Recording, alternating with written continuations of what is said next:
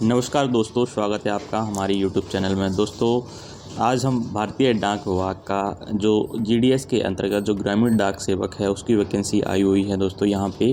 तो आज हम एवरीथिंग इसके बारे में चर्चा करेंगे, चाहे वो योग्यता हो, सिलेक्शन का प्रोसेस, कितनी वैकेंसी है, स्टार्टिंग डेट क्या है, फॉर्म डालने का तरीका क्या है, ऑनलाइन है या ऑफलाइन है, इम्पोर्टेंट डॉक्यूमेंट्स, सभी के बारे में दोस्तों आज हम विस्तार से चर्चा करेंगे। तो दोस्तों, सबसे पहले हम बात करें यहाँ पे, तो ये जो नोटिफिकेशन है आपका 17, 21 और ये 27 तारीख का यहाँ पे नोटिफिकेशन आया हुआ है दोस्तों। तो दोस्तों यहाँ पे इन्होंने क्लियर किया हुआ है कि कौन कौन सी वैकेंसी आई हुई है। यहाँ पे हम यहाँ पे देख लेते हैं दोस्तों। Online application are invited from the eligible applicants for engagement as ग्रामीण डाक सेवक, जीडीएस जिसको बोलते हैं। फिर इसके बाद ब्रांच पोस्ट मास्टर बीपीएम, इसके बाद assistant branch post master ABPM और लास्ट में डाक सेवक। दोस्तों यहाँ पे 3 तरह की वैकेंसी निकली हुई है, हम नीचे देखते हैं अभी। दोस्तों सबसे पहले हम यहाँ पे डेट की बात करें, ऑनलाइन जो फॉर्म आपके स्टार्ट होंगे, यहाँ पे ऑनलाइन ही फॉर्म यहाँ पे चलने वाले हैं दोस्तों, ऑफलाइन किसी का नहीं चलेगा। तो यहाँ पे जो स्टार्टिंग डेट है आपकी 27 जनवरी से स्टार्ट हो गया है और 16 फरवरी इसका लास्ट डेट है। अगर आपके फॉर्म में ऑनलाइन करते वक्त कोई दिक्कत आ जाती है या फिर आपको बाद में ध्यान आता है कि भाई इसमें ये हमारी त्रुटि हो गई है, तो उसको सुधार करने के लिए यहाँ पे आपको 17/2 से 19/2 तक आपको टाइम दिया जाएगा। यानी कि जो ऑनलाइन की जो लास्ट डेट है उसके बाद 2 दिन का आपके पास समय रहने वाला है। अब हम यहाँ पे सैलरी की बात करें दोस्तों, तो सैलरी कितनी मिलेगी, क्योंकि सैलरी का जानना बहुत ज़रूरी है, ये बहुत इम्पोर्टेंट होती है। तो सैलरी यहाँ पे इन्होंने 2 कैटेगरी बना रखी हैं दोस्तों।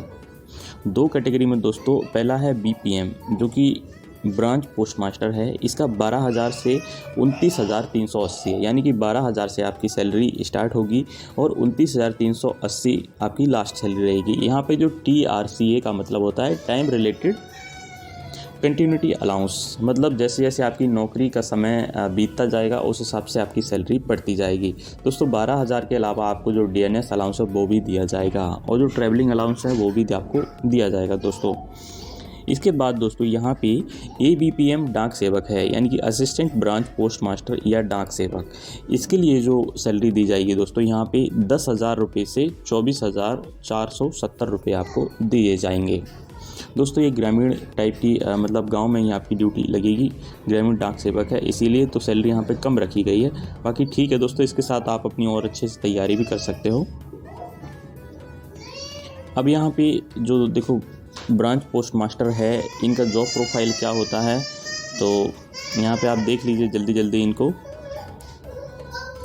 जैसे यहाँ पे लिखा हुआ है, day to day postal operation of branch post office in India, post payments in the manner of prescribed by the department from time to time. तो दोस्तों भाई ये जो पोस्ट ऑफिस का आपको काम करना रहेगा। इसके बाद marketing and promotion of products and service being provided by department and operating various service in the customer service centre in CSC of the department. दोस्तों इसको आप पढ़ लेना सभी को। इसकी मैं जो नोटिफिकेशन है वो मेरा टेलीग्राम चैनल है, उस पर मैं इसका PDF डाल दूंगा, तो आप अच्छे से इसको पढ़ लेना दोस्तों। इसके बाद दोस्तों यहाँ पे हम एज लिमिट की बात करें, यहाँ पे एज लिमिट दोस्तों काफ़ी बहुत बढ़िया दिया हुआ है, इसमें किसी को कोई दिक्कत नहीं होने वाली है। ऑल पोस्ट के लिए मिनिमम एज 18 साल है और मैक्सिमम एज 40 साल है दोस्तों। 40 साल बहुत ज़्यादा होती है दोस्तों और इसमें किसी को कोई दिक्कत नहीं रहने वाली। यहाँ पे फिर भी हम बात करें, यहाँ पे एज में रिलैक्सेशन भी दिया गया है दोस्तों। जैसे कि शेड्यूल कास्ट या फिर शेड्यूल ट्राइब कास्ट को 5 ईयर का और OBC को 3 साल का, EWS को कोई रिलैक्सेशन नहीं है। पर्सन विद डिसेबिलिटी जो फिजिकल हैंडीकैप्ड लोग हैं उनको 10 साल का, और इसमें भी OBC का 13 साल और SC ST को यहाँ पे 15 साल हैं दोस्तों।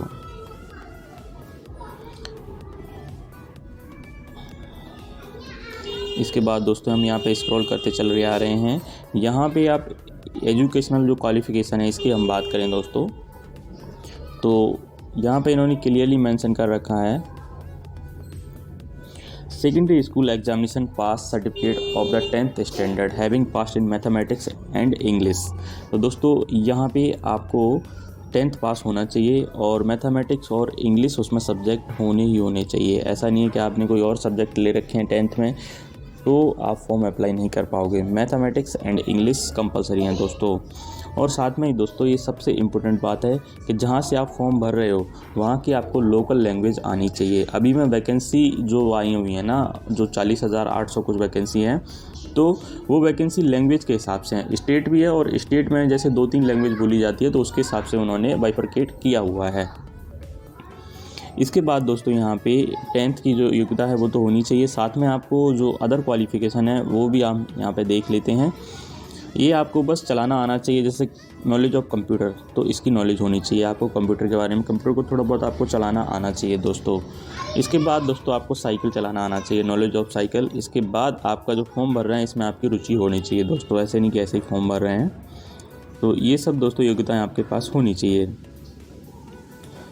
इसके बाद दोस्तों यहाँ पे ये जो अप्लाई करने की वेबसाइट लिखी हुई है इंडिया पोस्ट GDS online.in, तो यहाँ पे दोस्तों आपका जो है ऑनलाइन ही फॉर्म भरा जाएगा और ऑफलाइन की बिल्कुल मत सोचना। इसके बाद दोस्तों हम यहाँ पर सिलेक्शन क्राइटेरिया की बात करें तो सिलेक्शन क्राइटेरिया में इन्होंने क्लियर कर दिया है कि the applicant will be shortlisted for engagement on the basis of system generated merit list.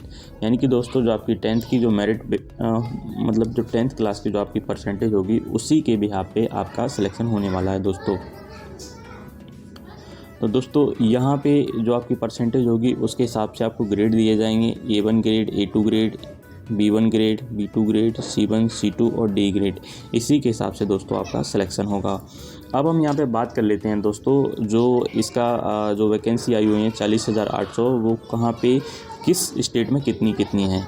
तो यहाँ पे हम वैकेंसी के डिटेल पे आ गए हैं। यहाँ पे दोस्तों इन्होंने पोस्ट ऑफिस वालों ने आंध्र प्रदेश जैसे जो स्टेट है, स्टेट के साथ में जो स्टेट में जो लैंग्वेज बोली जाती है, जो बोली बोली जाती है, तो उसके हिसाब से वैकेंसियों को बांट रखा है। जैसे आप यहाँ पे आंध्र प्रदेश की बात करें, आंध्र प्रदेश में तेलुगु बोली जाती है, तो इसकी दोस्तों यहाँ पे 2480 पोस्ट हैं यहाँ पे।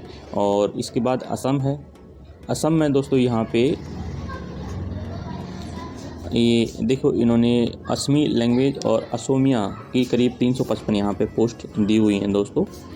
और इसके बाद असम फिर है, असम में बंगाली और बंगला और बोडो।